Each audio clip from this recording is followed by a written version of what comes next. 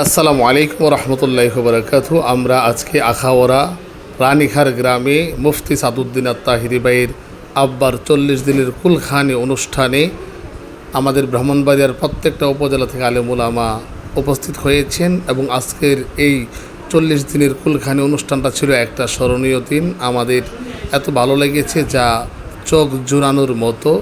এত ওলামা ইকরামের উপস্থিতি আমি একসাথে আর কোনো জিয়াফতের অনুষ্ঠানে দেখিনি। আল্লাহ পাক রব্বুল আলামিন আমার প্রিয় সাদ ভাইয়ের আব্বা আম্মার কবরকে জান্নাতের উঁচু মাকাম দান করুক, সেই দোয়া করেছি। দেখুন, একজন সন্তান আলেম হলে কী লাভ।